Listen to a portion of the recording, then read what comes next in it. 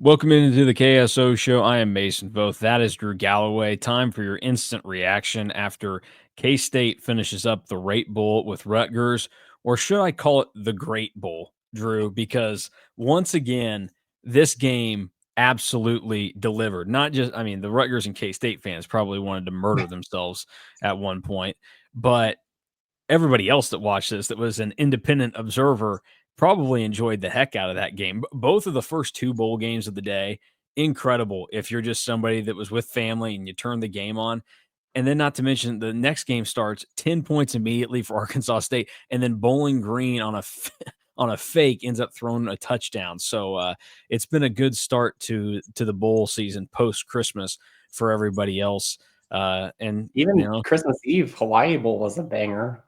yeah, I mean, what we had 11 overtimes over the Christmas Eve to post Christmas Day bridge.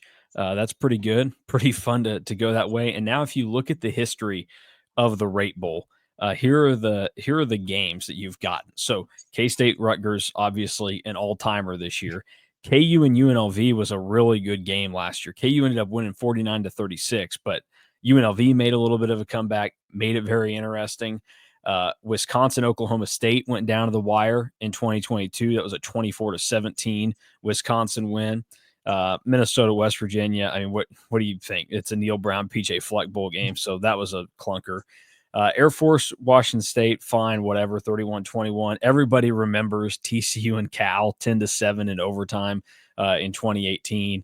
And then don't forget K-State and Alex Delton running all over UCLA. Not as great of a game, but a great outcome for the Cats, who have now won 3 straight bowl games in the state of Arizona. The Buffalo Wild Wings Bowl in 13, the Cactus Bowl in 17, and now the Rate Bowl here in 2024. As Avery Johnson, he did set the single season touchdown record with 25. He got 3 in this game. And then Dylan Edwards, phenomenal in his debut as the starting running back for K-State. And I've got some great takes for you coming coming later today. But one of them that I know a lot of people are probably going to have after seeing Dylan Edwards do that is, man, why was he not getting the ball in some of the ways that he did tonight in the first 12 games of the season? Because it wasn't just, hey, here's the ball, go run, which he did on a 65-yard touchdown. It was K-State bringing him in with some sweeps or doing some other things to get him creatively involved. And he had a phenomenal game. Joe Jackson was really good in it as well. I think it was just one of those where if Dylan Edwards wasn't as hot as he was, it probably would have been a more balanced game. But this team realized that Dylan Edwards had it going tonight. So impressive performance from him, and a good comeback for K-State to finish the season with a 9th win. So we'll get the initial thoughts from Drew before we dive into anything too specific, because I know as much as people are probably glad K-State won, there's a lot of people out there that still probably feel like they lost with how bad it looked at times. I'm going to say that this is kind of just what bowl season is about. It's a fun, unique environment playing at Chase Field against a team that you have only played 2 times in your history, which is wild when you consider like how long Rutgers has been playing football. That the only time that the 2 teams have played has been in bowl games. Not a lot of defense, which I mean we'll get into, but that's a lot more fun, I think, than like a clunky 10-7 Cheez-It Bowl at the time TCU Cal game was. So it was kind of just what bowl season is, and it was funny during the game to see a lot of people kind of that were, bowl games don't even matter, like in the lead up to the game being upset and during the game, and then like doing a 180 again after the win. But fun game. I will start the Dylan Edwards discussion on how he was used tonight and say I think that they tried during the season, but I pointed it out in players of the game. K-State's perimeter blocking hasn't been this good all season long. And like that is how Dylan Edwards will get his chunk plays and get his big yards, because he's not a guy that can go between the tackles like DJ Giddens can and Joe Jackson can. Like the perimeter blocking has to be good for his plays to really pop. And it was as good as it's been. I would even venture to say in the Chris Kleiman era tonight, because it didn't matter who was getting the ball on the perimeter. The blocking was excellent. And it is a little bit ironic and this isn't a call out to Keegan Johnson, but like he was by far the best perimeter blocker K-State had. And the first game that K-State doesn't have him is when the blocking is excellent. So I will say that they have tried in creative ways to get Dylan Edwards the ball in space. The execution and the blocking just was bad. And today it was really, really good. Well, and you think of other ways that K-State has kind of failed in getting him involved this year. Go to the Iowa State game, starting the game with the fumble that ends up happening on that play, where a lot of people look at it and say, "Man, if you execute, he's gone for a touchdown."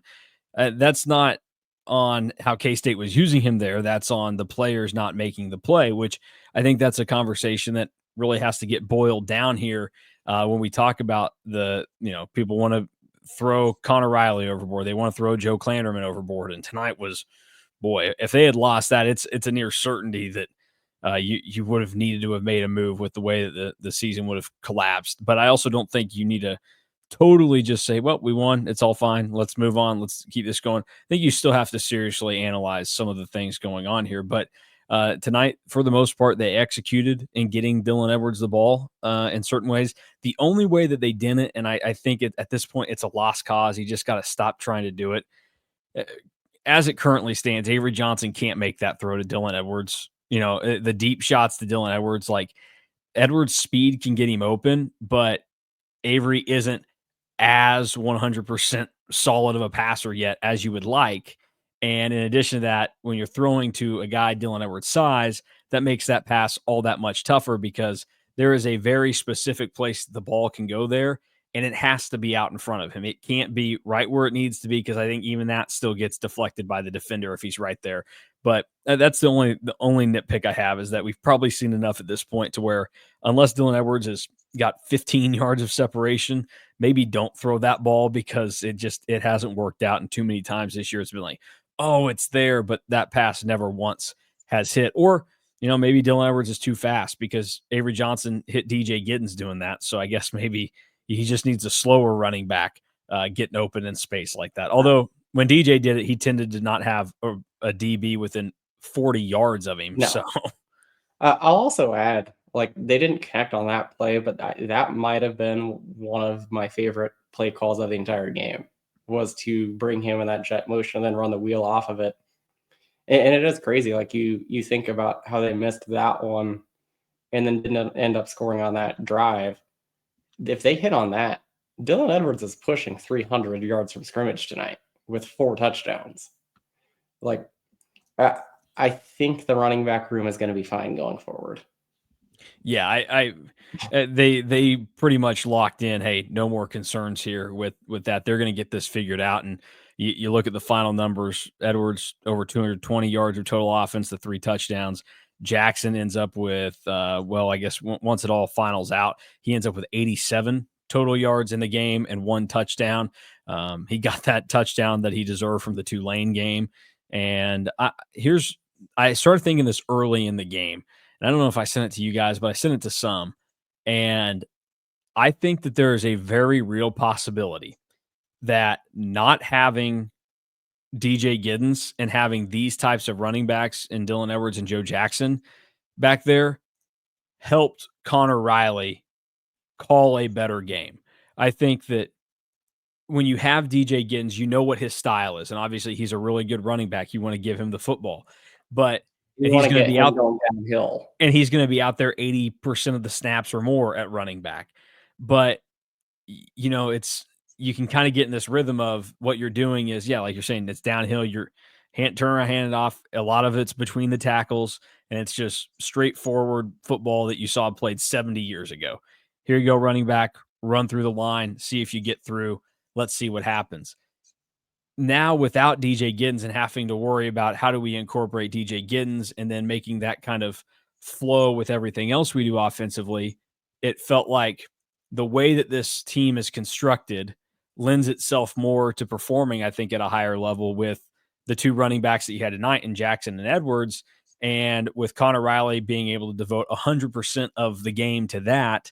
I think that was an added benefit. So that will be something to watch moving forward into next year, and something that I think should give people serious optimism about the offense if Connor Riley remains in place as the offensive coordinator, is that I mean, we saw Connor Riley as the OC last year in the Pop-Tarts Bowl, and NC State was a better team than Rutgers, a better defensive team for sure than Rutgers. But even still, this was a much better performance from the K-State offense than it was last year against NC State, even if you're going to try and, make the conversation relative. So that was something to me that stood out early on that I thought about where I go, I think this might make it better and easier for Connor Riley to call the offense. There was more creativity tonight than we'd seen all season, and I think that is kind of just the culmination of this is just now Connor Riley's 14th game as an offensive play caller, so you kind of got to see a little bit of everything. I mean, there was a play where Joe Jackson took the snap, handed it off to Avery, and then Avery ended up giving it to Dylan Edwards, and like we just hadn't seen that in the first 12 games of the season, so you got to see a little bit more. And I do think that he was really dialed in, and these are the kinds of players that you want to get them out in space, as opposed to DJ Giddens. And that's no offense to DJ, because DJ is a top at least 5 running back in school history. But now you have guys that can score pretty much every time that they get the ball in the backfield, because it was a quiet night for Joe Jackson because of just how good that Dylan Edwards was.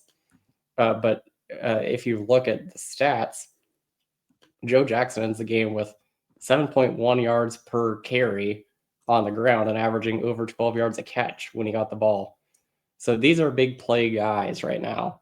And I think that it's fun to think about a backfield with them next season. So you kind of take this game and you can really grow from it on offense, because you got to see the total package. I mean, who on their bingo card tonight had Ty Bowman getting a jet sweep? Like that's how it was going for K-State. I mean, look, think back. You and I talked about it after the first spring practice of the year, or fall camp of the year, and we saw a ton of jet sweeps in the practice that we watched. We thought it might be involved in the offense. It wasn't involved as much this year as I think people thought or would have liked. I don't know that we ever saw Ty Bowman involved in one of them in those practices, but yeah, he came through. And again, that goes back to what we talked about at various points this year, is that Ty Bowman got on the field more because K-State trusted him and they knew that he would do the right thing and be able to survive out there on his own. And that was a play where I think if you give it to a different receiver, there are maybe a couple others that could have done this.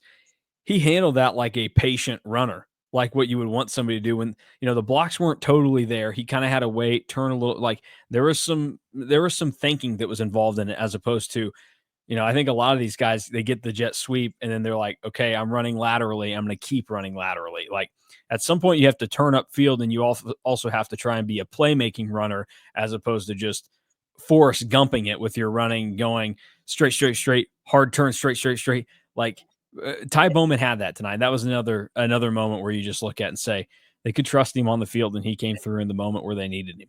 And by the way, that wasn't just like a throwaway play. It's a 2-score game on a 3rd and 6 in K-State's calling a jet sweep. That's why my initial reaction to that play call was I half expected him to throw it. Yeah. And then until it was pointed out that he is left-handed, so that probably would have been a tough play for him. Yeah, it would have made it tough. But on 3rd and 6, Connor Riley and Matt Wells had enough trust in Ty Bowman to give him a jet sweep in a crucial point at 3rd and 6 from the Rutgers 15, down 2 possessions. So I think that does show just how much that they trusted him, and just how creative the offense was tonight, because that was nowhere near what I thought the play call was going to be when it ended up happening. Yeah. Other notables offensively, Jace Brown, 5 catches for 60 yards. He was really good early in the game. And then Dante Cephas and Jaden Jackson, only 3 catches combined for the two of them and 55 yards, but both of them had crucial catches at a couple of points in the game from Avery Johnson, who finishes the night 15 of 30, 195 yards, 3 touchdowns, the pick. And he ends up running for 57 yards and a touchdown as well. I think that was a showcase a little bit more of a healthy Avery Johnson, how the run game can be impactful in this thing. But I do want to hit on this, and this will fall in the negative category from this game, is that there are still, to me, honestly, more than I was expecting, more questions than I would have thought there'd be after the first full year of Avery Johnson as a starting quarterback when it comes to him throwing the football. I think some of his decision making maybe regressed a little bit this year versus what we saw in the Pop-Tarts Bowl. Like, that was where I thought, man, I thought some of the throwaways were really good last year, but we've seen a lot more backpedaling, trying to evade. It got him in trouble with the safety at Iowa State. He threw the bad pick tonight. That's the number one area where he has to grow next year. Yeah. Is the completion percentage has to go up a little bit more, and you got to get the decision making turned around. I don't, people should not be as negative and down on it as they are. And the number one thing that's really bothered me a lot of this season is just how quickly people want to go to trying to call Avery Johnson soft for the running thing. I think now that we've seen it over the last couple of games, he probably was banged up. And the Cincinnati game, he ran it a lot better. And then he ran it a lot better tonight. And I get it. Not great opponents, but he did better. And it looked like he didn't run soft tonight. That's for sure. He also took some shots tonight when he ran the ball. By the way, totally off topic. Never schedule Rutgers though with Greg Schiano because his teams just are slimy and gross. Yes, I wanted to get into that, and I wanted to make sure that I said it right here. Moms and dads, cover the ears of any small children watching this if they're within earshot, because I am going to use the S word. I thought about tweeting it out, but that was a little too harsh. But I'm okay with saying it because I feel this way because he's always been about this. Number one, and it's going to get worse. So the kids can keep listening for a little bit. Number one, he did the same kneel down crap when he was with the Buccaneers. And it was pathetic in the NFL. It's even more pathetic in college football, especially when it is a bowl game. Look, I'm not of the mindset that bowl games are just pointless and, whatever. Like, you should still treat them like real games. You should still try to win because at the end of the day, K-State just got a 9th win, 3rd straight season with 9 wins. Rutgers just got a 6th loss season for Rutgers. Try and spin that as a success. But come on, there's too many variables there where guys can get hurt, and it's pretty pathetic to do that. When is the last time on a kneel down you saw a fumble happen or anything like that? Like, even when Schiano's done it, he's really the only guy that tries it. It has not been successful. Show me when this has worked for that to be a real thing that you do. But in addition to that, we had the stuff earlier in the game. There were some well-timed, trainer moments on the field tonight for Rutgers. But most of all, K-State going out there and getting ready for the first 2-point conversion. And boy, how convenient that Rutgers coach-to-player communication would break down in that moment. It just seemed snapped. Yeah, it just all seemed pretty fishy. But again, back to the whole kneel down. Oh, let's go for it. Look, I get it. There's still time on the clock. You're still trying to play the game. That's not how you play any game. That's just not how you do it. And it just reinforced to me that, look, and that's part of the reason why Greg Schiano has made Rutgers respectable whenever he's been there, because I think it takes a certain type of person that can make Rutgers be successful. But now's when you can cover the ears of your children. Greg Schiano is a piece of shit. Like, I am 100% okay with saying that. He is a total piece of shit for that move, because there is no reason in that situation guys should be in that position to have their legs taken out. And it's, all 5 linemen are at risk in that situation because, like, and it's the last game of the season. They're all diving after the ball, so you're going to be at guys' feet and legs, and then obviously, Avery Johnson's in there and other guys. Like, it was a bogus move when he was in the NFL, and it's even worse when you're doing it at the college football level. And on top of that, I mean, look at those defensive linemen. There were helmets hovering over that football. So, like, and it was a poorly officiated game. I had a I had a KU fan actually reply to one of my tweets.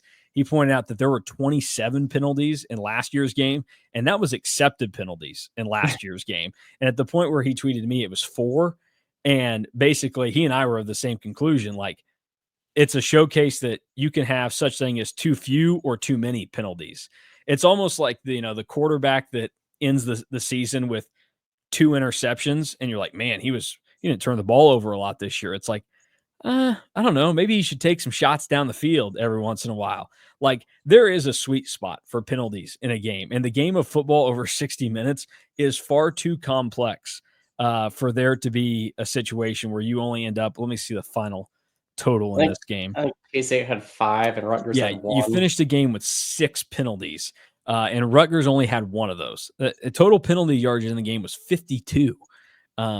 That's Yeah, something and was up there. there was 2 times where K-State had a tight end open. Once it was Garrett Oakley and once it was Braden Lofton, where they straight up got Ugh, tackled the before the ball Lofton got one there. the Lofton one was so bad, and then Dylan Edwards was hit late twice, that, you could have made the case for maybe blocks in the back, especially after K-State, got tagged for it a couple times.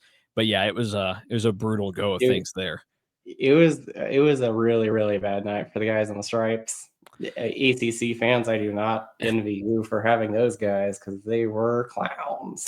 Speaking of tough nights for guys with stripes, the K-State defense had stripes on their uniforms, and they had a bit of a tough night. They gave up 401 yards, and they bounced back well. They shut Rutgers down when they needed to because K-State was able to go out and after the game was kind of getting into a scary territory for Rutgers, they went on 6 consecutive scoring drives that bridged into the start of the third quarter, and then K-State was able to come out and force a punt, a pick, a punt. They did give up a touchdown short field after the big punt return, which may have had a block on the back, and then a punt, and then the turnover on down. So they stepped up towards the end when they needed it. The pick goes to Daniel Cobbs. What did you make of the K-State defensive performance tonight, and how concerning is that moving forward? Yeah, it was really bad. And there's no ifs, ands, or buts about that. It was bad. It was approaching that 2020 Iowa or 2023 Iowa State territory during the game, but it's good because they ended up winning. But you would like the adjustments to come, sooner. There was a point, and I will give not just the K-State defense, but Joe Klannerman a little bit of slack for Rutgers was kind of calling the game a little bit differently than they had throughout the season. They aren't typically a team that was a slow mesh handoff kind of team, and they were tonight. And that is like one of the more annoying offenses to play against. It's why when Wake Forest has like big upsets or really good years, it's because that is part of their offense, is the slow mesh handoff and the slow mesh RPO game. So it was a kind of an up and down game. I like what we saw from Zayshawn Rich though in the entire second half. Like he really grew up, and it really seemed to turn the tide a little bit for K-State when they went more Rich and Donovan McIntosh on the outside, which I think is an exciting thing for the future because I mean those guys, one is a redshirt freshman and one is a true freshman. So to see those guys really kind of take that step, and I think this kind of goes back to how poorly the officiating was played or was just made the entire game. But K-State really made an adjustment on how they played their corners, and I think that this is why they went to Rich and McIntosh when they were just letting guys just wail on each other when the ball was in the air, because Rich was extremely physical, McIntosh was extremely physical. I think Marquise Siegel had a play where he just out physicaled the receiver because they weren't going to call pass interference.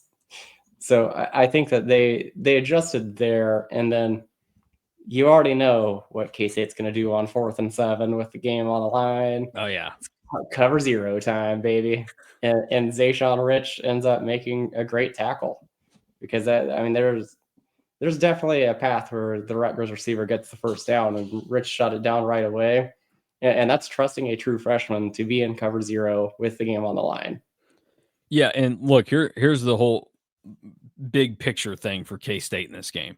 There was a lot of bad, and there were a lot of things that give you a little bit of a second guess and concern going into next year. But number one, you got to love the fight that this team had and the fact that they didn't quit and that they came back. That is a big deal in this game because K-State trailed 34-17 late in the third quarter. Like it was getting late, and they needed a 65-yard run to basically jumpstart them. And then they had the fight to keep pushing. And then, again, when Rutgers scores to start the fourth quarter, you could think to yourself, "Ah, crap. Well, this thing just it's not going to happen tonight." And they were able to bounce back and make it happen. And K-State deserves a ton of credit for that and the fight. But in particular, if you want to individualize this, Zayshawn Rich started off the game really, really bad. It was, I mean, he got burnt for a big play. He had some serious struggles, but he is a true freshman, and obviously he's the only true freshman that's played any significant time this year, anywhere close to it. Oh, that's played in every game. Yeah, and he was so obviously the staff trusts him. You see the size, he's got that, but the fact that he was then able to come back after having such a bad game like that and flip the script and become one of the better players later on when K-State needed him, it reminds me of Julius Brents in the Big 12 championship game against TCU, where Julius Brents was getting lit up by Quentin Johnston and was having one of the worst days that you could possibly have in that situation. But he came back a couple times where he forced a big fumble of Quentin Johnston, didn't give up, and he came up with a huge interception in the end zone, which look, it's a lot more with Max Duggan throwing a classic Max Duggan ball, but Julius Brents was there and had the pick. And that's the kind of mentality that I think you have to have as Zayshawn Rich. And I think that should give people some encouragement moving forward. Like, he's got to get better, but a lot of these guys do. A lot of the young guys that you're relying on next year, the expectation would be that they can get better. And that's typically how the offseason works for these guys. But Zayshawn Rich deserves credit for how he flipped the game around. Look at where Austin Romaine was last year and look at how good he was this year. Like, it is, I'm going to say the S word now, so cover your ears, kids. It is bullshit that Austin Romaine wasn't first team all Big 12. I agree with that. And we saw where he was last year, and he played a lot down the stretch because he had to, because there was no other linebackers left. But Romaine was kind of just in a special teams role and then kept growing and growing and growing. And now we're seeing Rich doing that. And he got big minutes against Colorado. He had big minutes tonight. I think that there's a world where he really grows and becomes a really good player. I mean, he was a guy that was extremely raw out of high school, and we're seeing him really kind of come into his own in that second half. I mean, the other thing that I think was really needed for this game, and we talked about it after the Iowa State game, was just the fight and the fire. When Zayshawn Rich and Donovan McIntosh made plays tonight, they were letting the Rutgers receivers have it. And I think that that's something that you just kind of need sometimes. You need guys that will be like, hey, I just knocked that down right in front of you. Think of how many of the DBs we've talked to, in whether it's a transfer or the high school recruiting class this cycle, where we've asked them about, and we've only asked it to DBs about what is your go-to, to kind of talk some trash and get in the head of your, it's absolutely a part of playing that position. Now, there are times where I go, I don't know that you need to be putting the seatbelt on after the ball was thrown 10 yards over a guy's head on first down. Like, you still got a couple more snaps this series to get through before we're celebrating here. But that is a position where you have to have that kind of mindset. Everybody thinks of, wide receivers have to have a special type of mindset, which is basically like, we're the most disrespected guys on planet Earth. And then quarterbacks kind of have to be that even keeled type, a little bit more in control of your emotions, but let it bust out at weird times. So everybody's like, oh my gosh, I didn't realize that guy had that in him, like Will Howard telling Lawrence, Kansas that was his effing house last year. You're like, oh my goodness, Will's doing this. Well, I was even going to say, add in Avery doing the Dion celebration in Colorado. Yeah. They're a little bit more specific in their moments, but I thought it was significant that Zayshawn Rich was able to kind of turn the game around. And then how about your man Daniel Cobbs coming through with the big interception right there? Yeah. And K-State tried a ton of different players on the field tonight. Yeah, Daniel Cobbs made a big play, and this was kind of like the Avery interception where it was kind of thrown right to Cobbs, but made a big play, caught the ball, which that's always step one with defenders, is he caught it. And then had a nice return until it got called back because Austin Moore might have touched the Rutgers receiver. That was the one where I think Chris Kleiman lost it the most. But that was a big play. You can't put yourself in that position if you're Austin Moore to even be there, because it looked like he did. And even if he didn't officially shove him down, he put himself in the vicinity of doing that, and at least he thought about it, or maybe even attempted to do it. But that Cobb's interception, I think, is the one, because it happened right after the 65-yard run, that really sparked the comeback. Yeah. One of the big things that the comeback did, K-State wins in an alternate uniform. Chris Kleiman even addressed it after the game, screaming into a microphone that the alternate curse is done. What did you think of the white, purple, white out there tonight? And how many times should it be done next year now?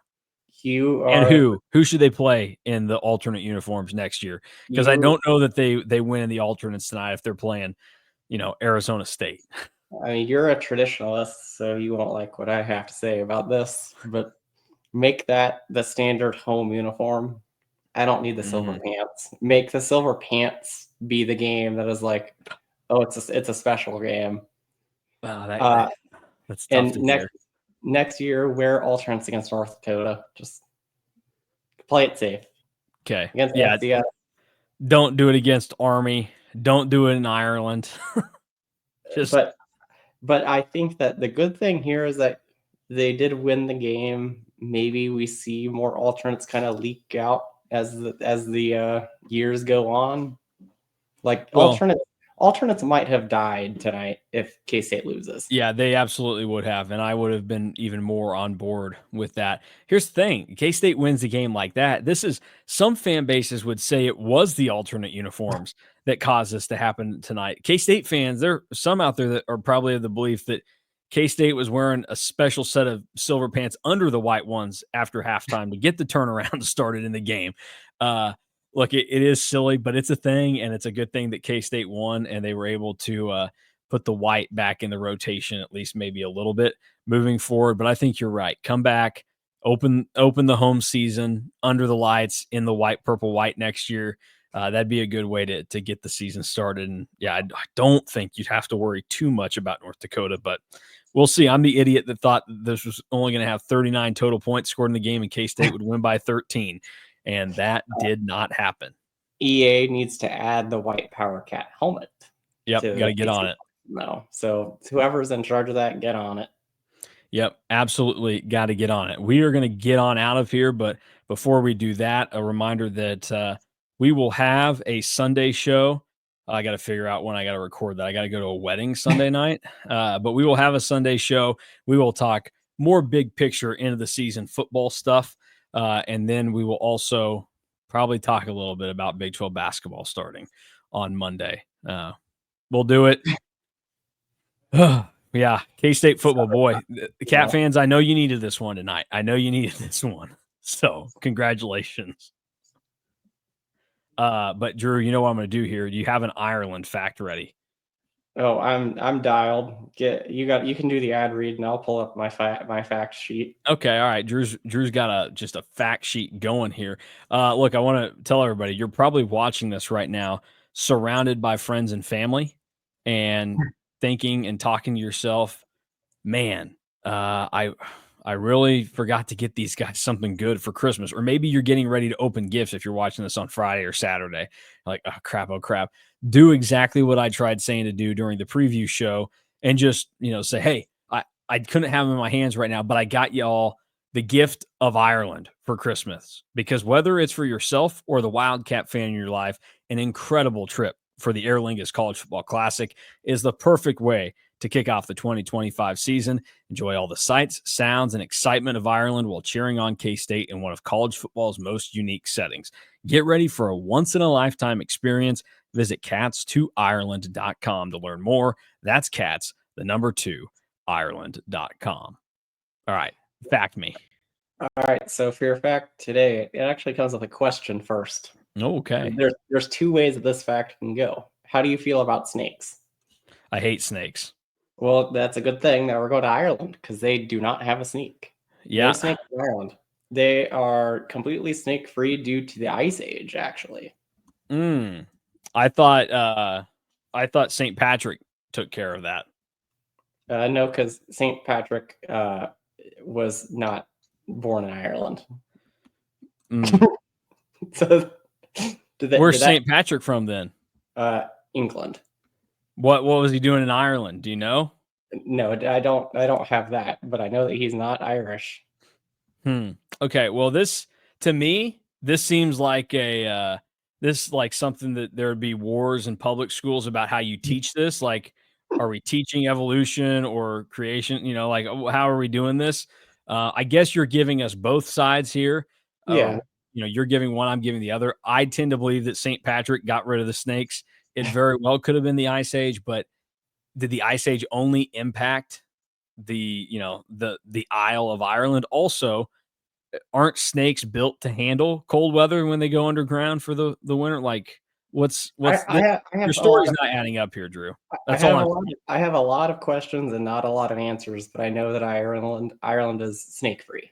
Okay, well, that's good news. That means at least when I hit my ball in the gunch next year when I'm playing some golf over there, that I don't have to worry about any snakes or critters in there. Well, there's probably some critters, but at least not snakes, and I can probably handle anything else that's thrown my way. But yeah, I'm amphibians, reptiles, arachnids, anything like that. I'm out on. I can't stand anything like that. I'm very glad that Indiana Jones, like that was the one thing that man feared was snakes. Like it just goes to show that everybody should think that they are vile and disgusting creatures. So I hate them. They're terrible. Can't wait to get to Ireland to be in a land that has no snakes. It's going to be glorious. And K-State will get ready to start the 2025 football season. That's the next time you're going to be able to watch the Cats play is over in Ireland against Iowa State as they come off a third consecutive 9-win or better season under Chris Kleiman. In addition to that, some other things to kind of tidy up. Dylan Edwards set a bowl game rushing record for K-State tonight with his yardage output. That's big time. Avery Johnson, as we And a already rate bowl mentioned, record. and a rate bowl record, which I don't know if the rate bowl record was this, but Mitch Fortner told us this on Power Cat Game Day. Do you know who the previous bowl game rushing record holder was? At K-State? Mm-hmm. Alex Dalton. Yeah, so he replaces Alex Delton at the Cactus Bowl 7 years ago for doing that. So that is a notable deal as well. K-State sets the K-State season record as a team for average yards per rush. So that is another thing to kind of get thrown in there. I felt like there was another thing that I was going to bring up that was historical. School record for points in a bowl game. Oh, okay. Also, I know Avery Johnson now becomes the first K-State quarterback to win his first 2 bowl games that he started. So, we now have a quarterback that's kind of in the rhythm of win one, lose one. No, that's over. Avery Johnson just wins bowl games, which means K-State needs to find a way to get to the postseason next year, playing the Big 12 title game and playing the playoff because Avery Johnson doesn't lose bowl games. Well, actually, Bleacher Report lied. Second highest bowl game points. For the first one was actually the Copper Bowl. The Copper Bowl. I was going to say, yeah, the Copper Bowl. They score 52 in that game. Yes. Yeah. So Bleacher Report incorrect in their tweet earlier. That's in the modern era of bowl games, post 1999. Actually, we might have been wrong again because Holiday Bowl actually 95, 54-21. Oh my gosh. Okay, Bleacher Report, get your crap together. Don't be fibbing to Drew Galloway. And yeah, we'll have our facts in order for the next show. And we'll have everything that you need to know about this game, the entire season, thoughts on that. We talk to you again sometime around the weekend for the Sunday show as I dance around family Christmas and a wedding and everything else going on. So for Drew Galloway, I'm Mason Voth. Thank you for watching and listening to the KSO show. More coverage of K-State and their 9th win of the season in the Rate Bowl over Rutgers over at On3 and KStateOnline.com.